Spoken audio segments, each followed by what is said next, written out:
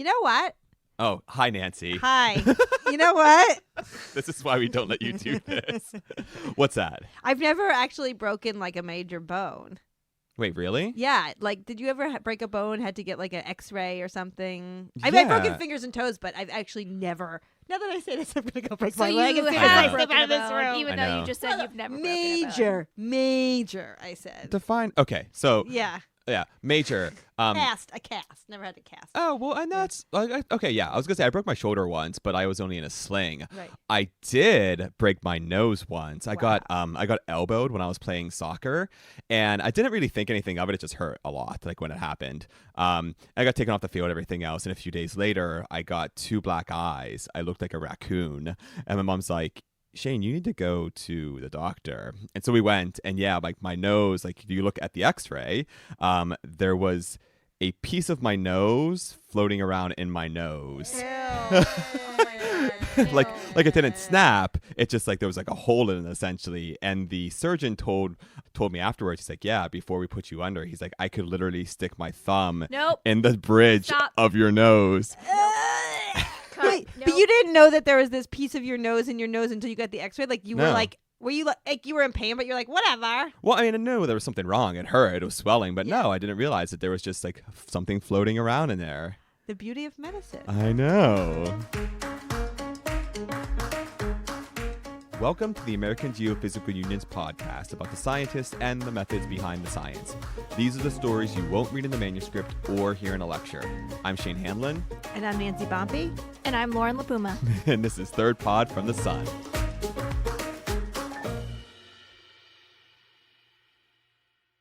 That's such a gross story, Shane. I told you it was gnarly. I know. Nose stuff really freaks me out. Yeah. Well, okay. So for you and probably a lot of our listeners, good thing is we're not talking about nose stuff. We are not or talking body about things. any more broken bones or No. nasty medical stories. We No, are but talking about x-rays in a sense. in a sense, yes, because we're talking about imaging, but not bodies. We're imaging the interior of the Earth. So our guest today is Laura Wagner, and she's a seismologist, and she travels the world to set out and deploy seismic equipment that picks up seismic waves and helps her and her colleagues image the interior of the Earth.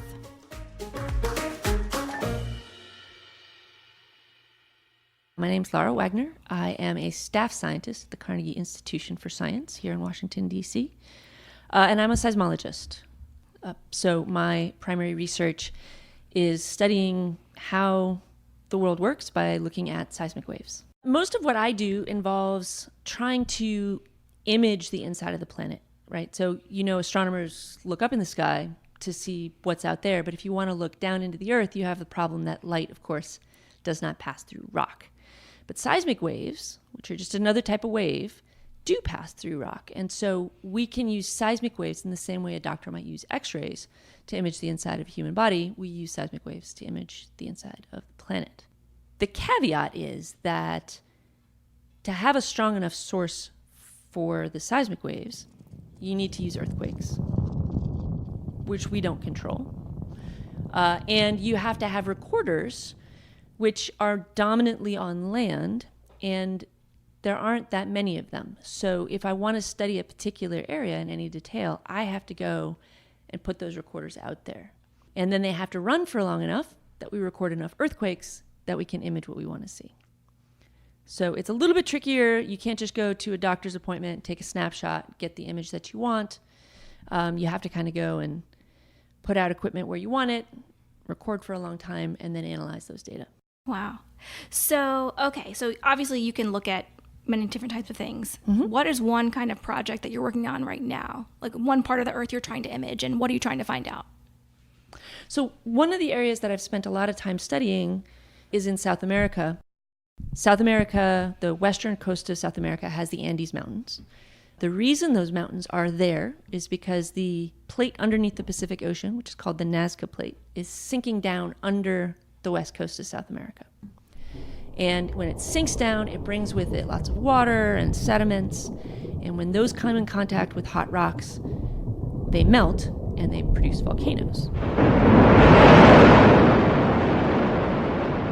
Normally, these plates go straight down. So they kind of go down at like 30 or 45 degree dip angle, and they just sink way, way deep into the earth. But there are two places in South America in particular that I've been studying where that doesn't happen. The plate sinks a little ways down, maybe about 60 miles or so, and then it just kind of flattens out and it kind of travels horizontally for hundreds of miles before it sort of decides, oh no, I should be sinking, and then turns the corner and starts sinking deeper into the earth. And there are a lot of sort of interesting things that we can study about the whole earth by studying these little weird segments. So I spend a lot of time going to those areas, putting out seismometers in the field, recording earthquakes, and then after that, we spend years analyzing those data to know what it is that we've captured. Okay, so tell us about that process of going to South America and setting out seismometers. You know, where are you going? How are you putting out the equipment? How does it all work? Yeah, that's tricky. So typically, you start off by thinking about what is it that I want to image, right? So you always have to start with the science. What am I trying to see? And then you pull out a map and you kind of put dots on the map, or what are the ideal configuration of recorders to pick up these seismic waves that will give me this image that I'm trying to come up with. And then reality strikes, and you have to think about which one of those dots are anywhere near a road, or not in the middle of a major river or ravine, or in an area that's maybe not safe to travel to, or in an area that's in the middle of the jungle where you can't get light for your solar panels, etc., etc. Also, because we're recording very, very subtle ground motions, we don't want to be near major cities, major highways, hydroelectric dams. Anything that's going to make the ground vibrate is really bad for us. Even the computer is not, you can't use it like a laptop. It's not useful to other people. Maybe as scrap metal, and even that, I doubt it. But the solar panels and the batteries, and to a lesser extent the cables, those are very popular. And especially when you're in remote places where they don't have standard electricity or reliable electricity. The deep cycle batteries, these really good batteries that we get, the solar panels grow legs like nobody's business. So you have to have somebody watching the equipment. So you need a resident. You need someone who lives there year round who will vouch for this equipment. And you kind of put it where they say they can keep it safe, as far enough away from their residence and from where they might be walking around or have animals walking around, but close enough that they feel confident that they can keep it in place for 2 years or however long you're planning on being there. Mm-hmm. And that combination of accessibility and finding somebody who's willing to keep an eye on it can be sort of an adventure.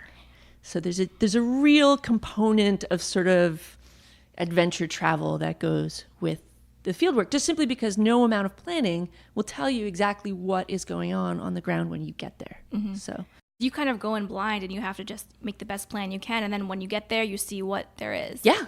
We do a lot of driving around and just knocking on doors and asking people, hey, we're studying earthquakes. Can we put a seismometer in your backyard for 2 years?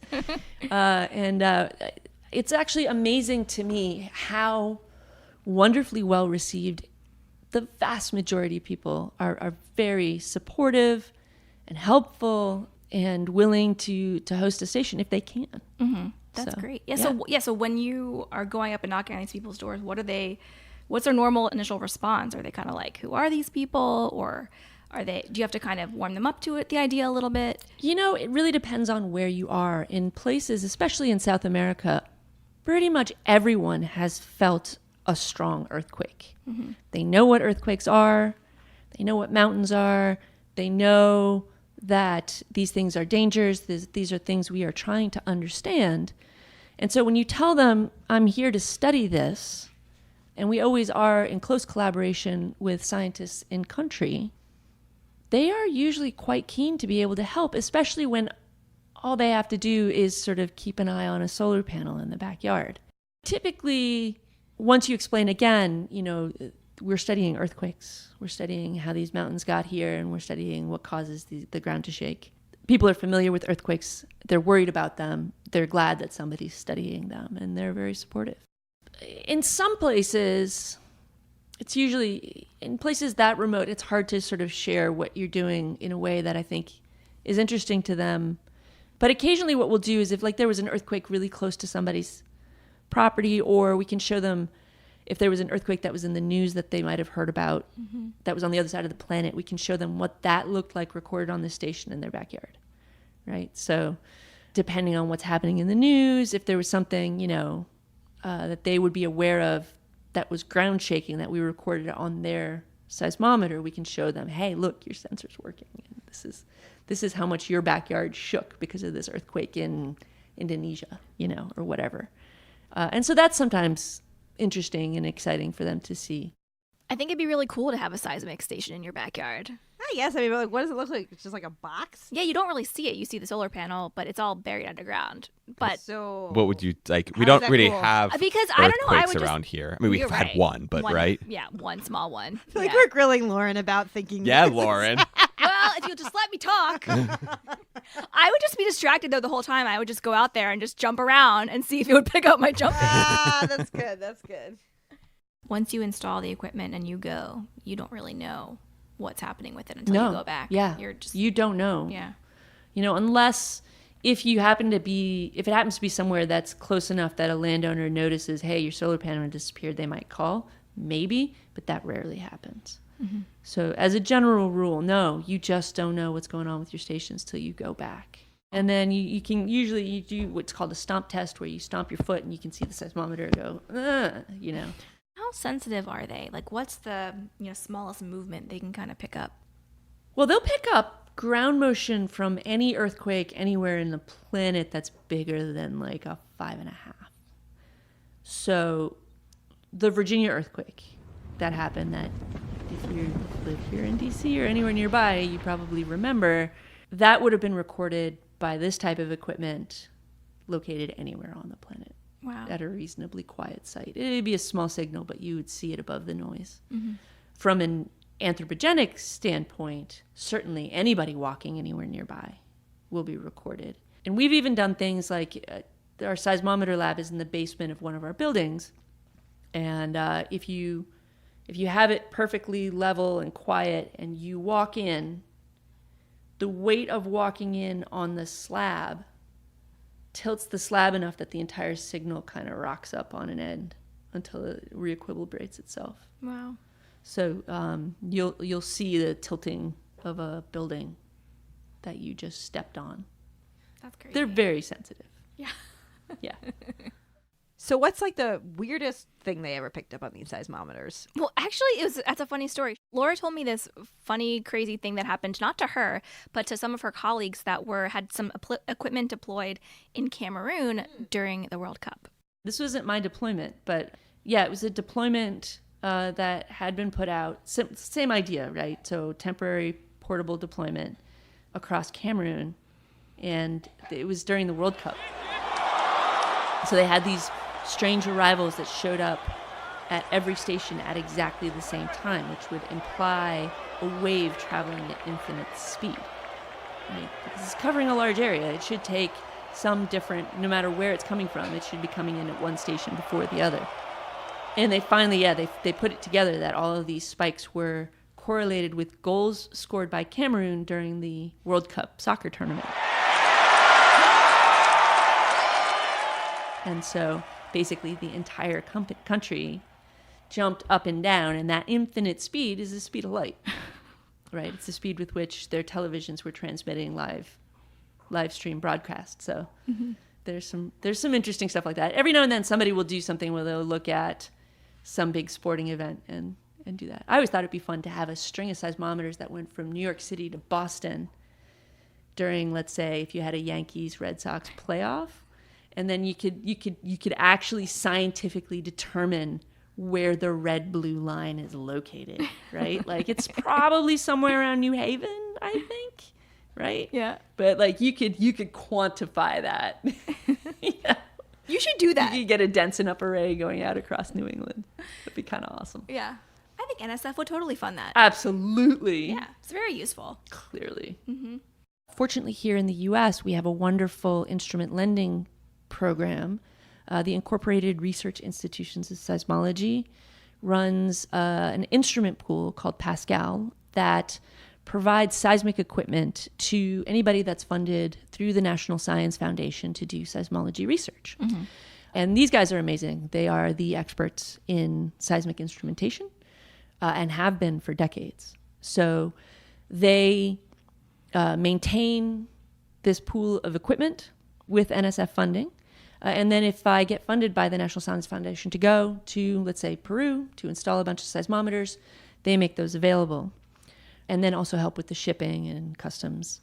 Once we're in country, the scientific equipment, the solar panels, the sensors, the digitizers, the cables, all of that we have here in the US, we're shipping.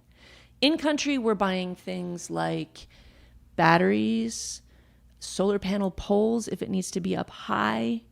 Depending on the type of sensor, typically we build a vault. So for that, the sensors, most of the sensors owned by Pascal are not waterproof. So you need to build some sort of waterproof container. At the same time, it needs to be buried. So what I typically do, and everybody's got sort of their own design, I will buy a 35 or 50 gallon drum, like one of these big plastic drums with the plastic lid that has a little screw porthole that you can use. Mm-hmm. And I will bury that completely. So that's about a good 3 feet down or so, maybe 1.5 feet, 2 feet across.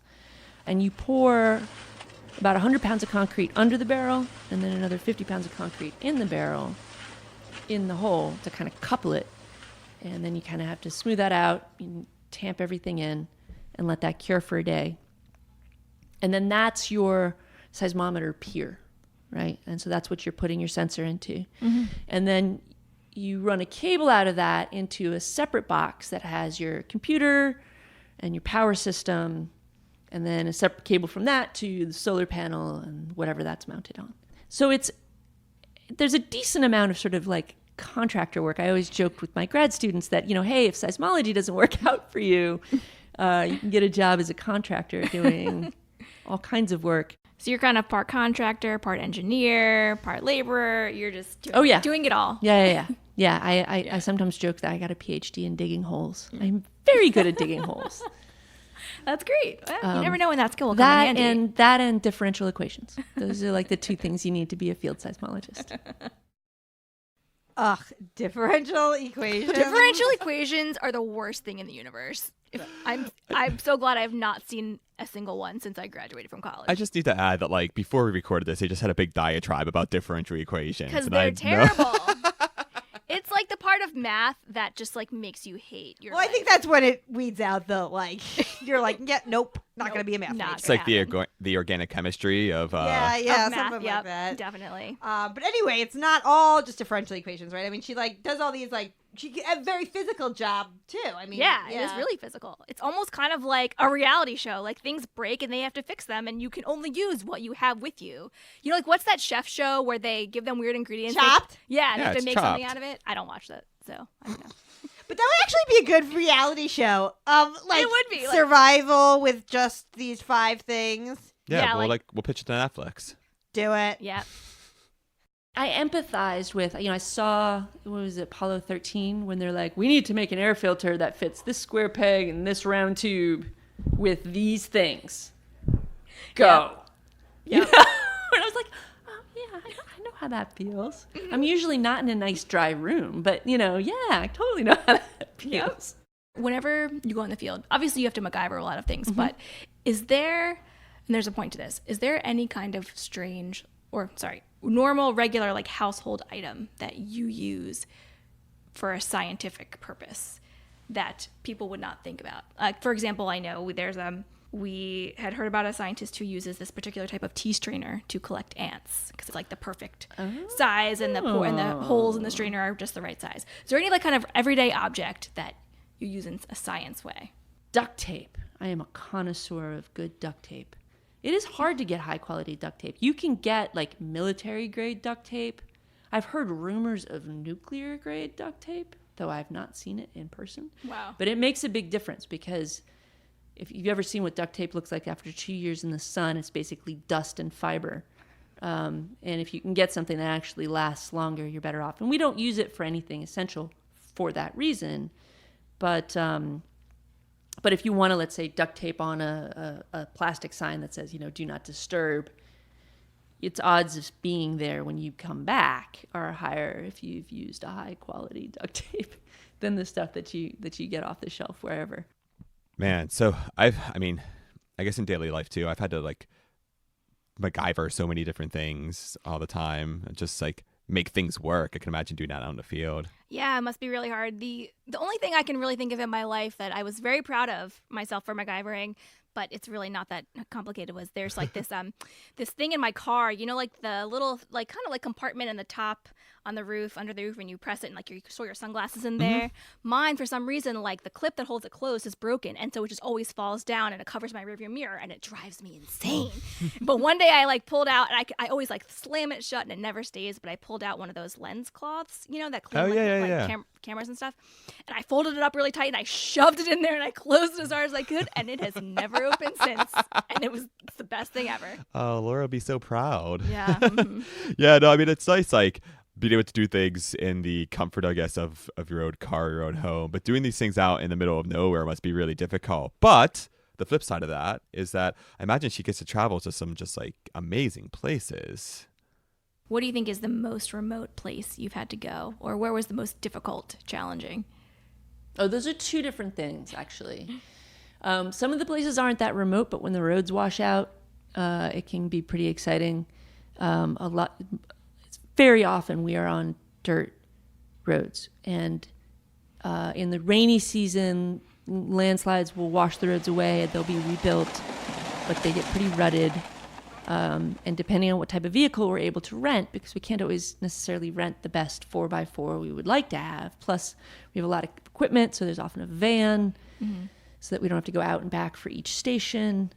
Getting stuck and finding ways to pull your vehicle out of ditches is something that you get pretty good at. Also, fixing flat tires. I'm very good at fixing flat tires. So that can be a challenge unto itself, and it doesn't even have to be that remote for the roads to be pretty bad. But some of the more remote stations, we had stations where it was, if we tried to stay off the roads after dark just for safety reasons, and there were stations where from the nearest place we could stay to the station and back, at best daylight, sun up to sundown, we would have 3 or 4 hours to work. Wow. Fieldwork is challenging anywhere. So, I mean, it's easy to talk about Peru being remote and difficult to do fieldwork in, but I've done fieldwork in Georgia, the state, not the country, and Eastern Oregon, which are beautiful, and the roads are certainly to the extent that we were on roads, the roads are in better condition. But often, if you're driving in Oregon through cattle country, you're off-road, and the ranchers there take very good care of their property. And so you can certainly, and you make sure to take care of closing the fences behind you. That's sort of drilled into your head as an absolute must. But flat tires do happen when you're just spending that much time off-road, going through brush, trying to get to that station you really decided needed to be way out there. It's an interesting way to get to know your own country and to drive around to places you wouldn't otherwise go. Again, because your target isn't to see some city or some tourist site or even an historic site. It's because you need it for imaging some structure that's far down in the earth. And so where those dots are on the map don't correspond to roads or other geographic locations. So it's always kind of an adventure. And no matter where you go, solar panels are popular. Really. It does not matter. Like, it really doesn't. I mean, come on, if you put a solar panel up in DC that didn't have a camera watching it, how long would that last? I mean, they're always useful. They always have a resale value. They also make for good target practice, apparently. Oh, really? So, you've had people shoot at your solar panels? Judging by the holes in them. Wow. Yeah, it happens. What are some of the things that you've learned so far? So, like you mentioned, the plate that's going underneath South America kind of like goes down, bends a little bit, goes back down. What have you learned about that? Well, it's interesting. I think maybe one of the biggest lessons that has been coming out of our research is just how apparently weak these plates are once they go underground. traditional plate tectonics has this image of this big sheet of rock just kind of sinking straight down as this big plane deep into the earth, right? And the thinking was that, the rest of the mantle might kind of move around them, but that they were sort of these impermeable barriers that just kind of monolithically went down. And that is not the case. They bend in fairly dramatic fashion. It's not like they just kind of bend in big benches. They're really contorted and in places torn. We've been finding tears in these plates. Wow. There's some evidence from looking at the crystallographic orientation in these plates using what we call seismic anisotropy, basically seismic waves that travel faster in one direction than in another. And you can use that to study the structure of the crystals in the plate. And that shows you if it's been stretched or deformed. And we see these things actually kind of getting stretched out as they're kind of bending around these weird shapes. They would have to be. That makes sense. But it's interesting to see the extent of the deformation. And none of this is very deep, right? So this is, maybe anywhere from 70 to 150 miles down, maybe a little bit more. But it's, as for the Earth, which is much, much bigger than that, this is very shallow. Mm-hmm. And that these things are already so gooey, so shallow, is a surprise. And it's an important one, because so much of what we understand about the dynamics of the interior of the plate depend on whether or not you have these big blocking monolithic sheets of things going down, or whether these things move or bend or deform, or whether they're torn, because then, all bets are off. So gooey. Who would Yeah. have thought gooey inside the earth? Yeah. No, it's much like that piece of bone that was just floating around Oh. inside. God. Okay, no. We It have to is stop. weird though when you get an X-ray and you're like, "That's inside me."